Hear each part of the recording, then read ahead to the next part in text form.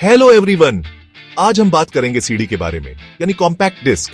चाहे आप टेक के दीवाने हो या बस ऐसे ही जानना चाहते हो, बने रहो क्योंकि मैं सब कुछ बताने वाला हूं। तो सीडी होती क्या है?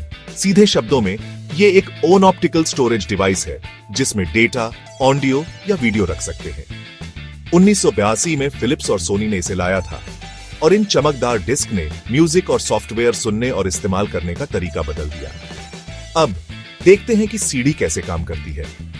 सीडी डेटा पढ़ने के लिए लेजर बीम का इस्तेमाल करती है। डिस्क की सरफेस पर छोटे छोटे गड्ढे और उभार होते हैं। सोचो जैसे बहुत छोटे छोटे उभार और समतल जगह। ये गड्ढे और उभार बाइनरी डेटा होते हैं जिन्हें लेजर पढ़ता है और आपको दिखाने या सुनाने लायक जानकारी में बदल देता है। और सुनो, ये डिस्क पॉलीकार्बोनेट से बनी होती है, इसलिए ये काफी मजबूत होती है, पर पूरी तरह टूट फूट से बची नहीं रह सकती।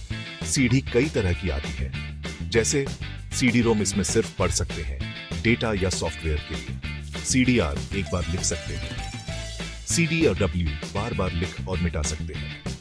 ऑडियो सीडी गाने के लिए। VCD video compact disc film देखने के लिए। अब इनकी खासियतों की बात करें तो सीडी में 700 MB तक डेटा या लगभग 80 मिनट का ऑडियो आ सकता है। इनकी रीड राइट स्पीड इससे 560 बरस तक होती है, पर याद रखना ये खरोंच और टूट फूट से खराब हो सकती है। तो हम सीडी का इस्तेमाल किस लिए करते हैं? ये गाने सुनने, गेम्स और ऑपरेटिंग सिस्टम जैसे सॉफ्टवेयर बांटने, डेटा स्टोर करने और फिल्में देखने के लिए बहुत काम की चीज थी। कभी सोचा है कि सीडी कैसे पढ़ते या लिखते हैं?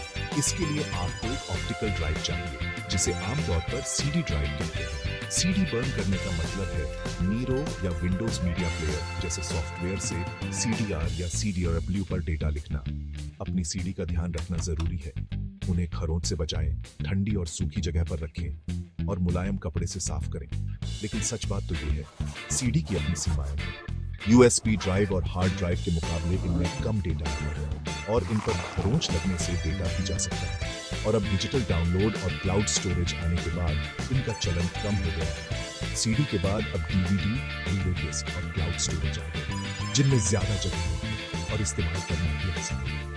खत्म करने से पहले मैं आपको सीडी बर्न करने और डेटा ट्रांसफर करने का एक छोटा सा डेमो दिखाऊंगा। सीडी के बारे में कोई सवाल कमेंट्स में लिखो, मैं जवाब देने की कोशिश करूंगा। और भी टेक जानकारी के लिए लाइक, शेयर और सब्सक्राइब करना मत भूलना। अगले वीडियो में मिलते हैं।